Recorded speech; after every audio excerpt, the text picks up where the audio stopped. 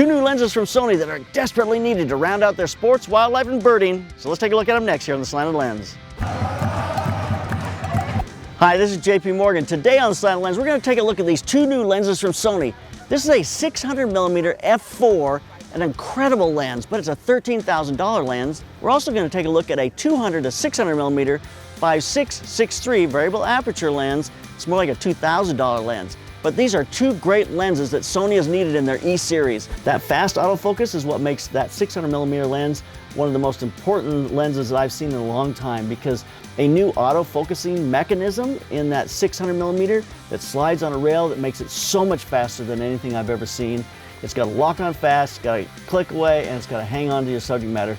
And that lens certainly does that with that new design. Let's test these things. Picture quality, how they resolve. Let's see what a teleconverter looks like on them. Let's get out and do some tests and see what they look like. All right, so our first test was our image sharpness test. We sat out on the bridge there in Jersey and just shot the buildings across the bay. For our first one, here's the 600mm f4. It's extremely sharp. I mean, this very sharp lens, and sharp right to the corners. If I look out in each of the corners, I'm just getting a really sharp. It was interesting though, when we put on a 1.4 teleconverter, I mean, we still had that great sharpness in the middle. There is a little haze in this because of the distance and the day, but the sharpness is still pretty clean. I maybe see a little bit of drift on the edge, if you look at the bottom edge, but man, not much. This is pretty clean all the way around.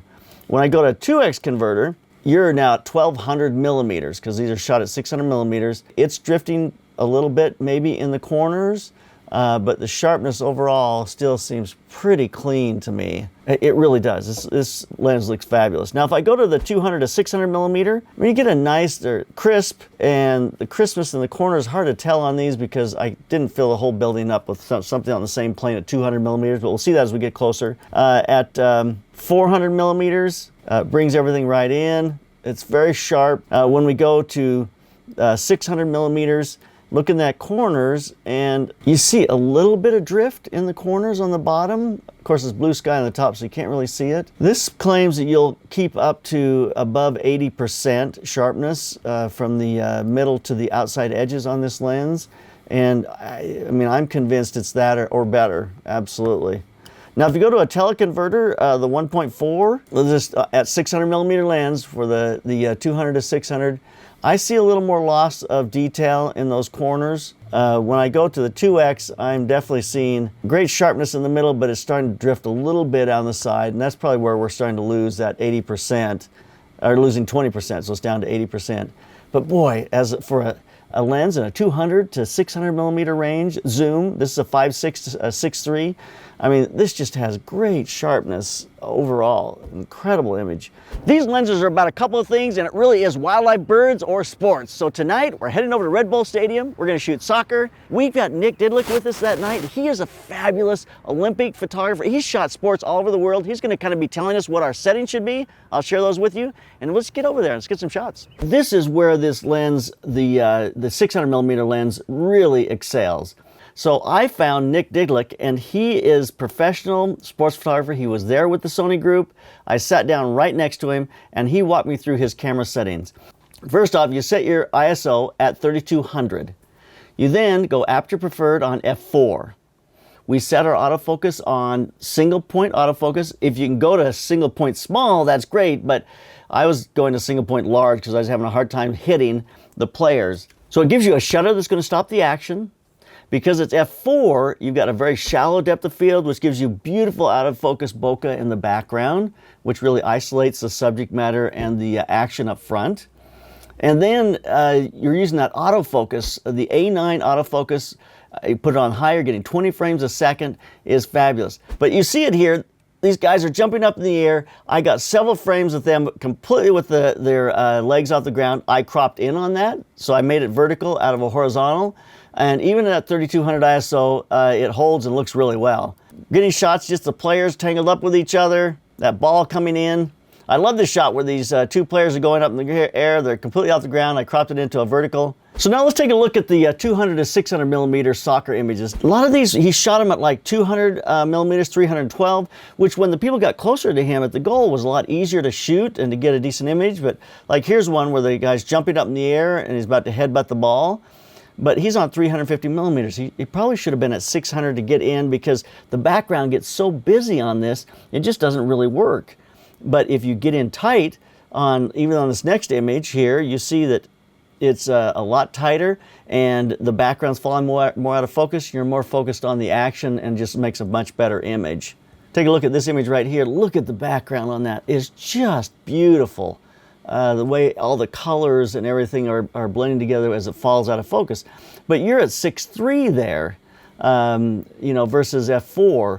And so there's going to be a difference between those two lenses. If you look back at that bokeh on the 600 millimeters f4, it's just really pretty in the background. Just the background becomes very soft and mushes together in a really pretty way. So let's take a look at the bokeh on these two lenses. I love doing this, and this was kind of a fun way to do it. We are at the hotel room, and we thought, well, we just need lights out of focus in the background. I'm looking down the hall going, I can see all the street lights out of that window at the end of the hall. I've got a 600 millimeter lens, man. So I just had Jay kneel in the hallway with the light overhead, which is a weird, funky color, and then we let the street lights in the background fall out of focus. I mean, both these are 11 blade lenses, the 600 and the 200 to 600. So the bokeh at 6.3 is very, very similar. You see it, it's very round, it's very nice. It's not really doing any funky things. There's kind of some lines in it, like vertical lines, which I found kind of interesting. I'm not sure that could have been the glass we were shooting through at the end of the hall. That's very possible. It was the glass.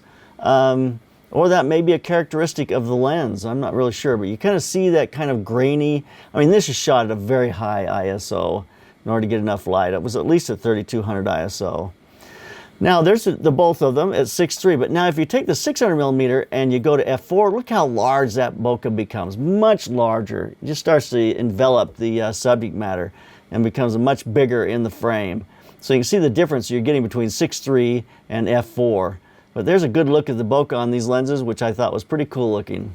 So we want to look at video shot on these 4K. We're on the A9s, but we want to see 4K video shot with both these lenses. It's hard with something, a 600 millimeter. It's a little hazy out here, so the video's not going to be as clean and crisp as I'd love, but we got to shoot some anyway. So we're going to get to it right now and just take a look at video on both these lenses.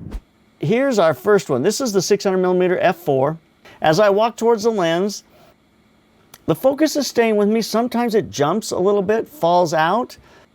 And it's really interesting, but it's strobing a little too much.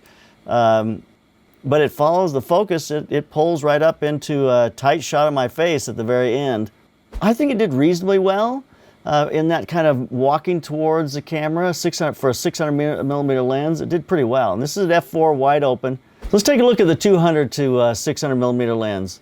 You know, as I walk towards the camera, it's staying with me. The autofocus is staying pretty well with me, but there are points where it falls in and out just a little bit. But you know, this is a pretty tough thing for a lens to be able to hang on to that focus. And it does a pretty good job. I like the background and how it falls out of focus. I love the look. You see a little bit of the heat lines in the background on the camera right side. But I walk right up into a pretty tight shot. I get partway there and then I just keep on going. It gets tighter and tighter. And that focus stays pretty good on my face, but it falls in and out a little bit and it's kind of jumping to find it. So I don't love autofocus in video mode, but in this situation, sometimes it's the very best thing to do because it's pretty tough to follow somebody as they're walking straight towards the camera. So how do these things feel in your hand? That's a really important thing to consider when you're buying a lens like this. I am pretty impressed. This is the 600 millimeter f4. It's just balanced in my hand. I don't feel like it's gonna fall forward at all. It doesn't tilt forward at all. It sits in my hand and it's just comfortable to use. I don't feel like it's too heavy. It's one of the lightest of this range as far as 600 millimeters f4 is one of the lightest out there. And it's able to shoot. Here's a few shots of the Statue of Liberty. Handheld with a 600 millimeter lens. You know, it's not as large as the f4, this 200 to 600. Obviously it's a lot smaller and lighter in your hand. I feel very comfortable tucking my elbows in and shooting this handheld. The 600 f4 is a little more uncomfortable. This really feels like a walk around, shoot in the sun kind of lens. I can handle it. There's a few shots of the Statue of Liberty there. Just a great lens, balanced in my hand, not too heavy.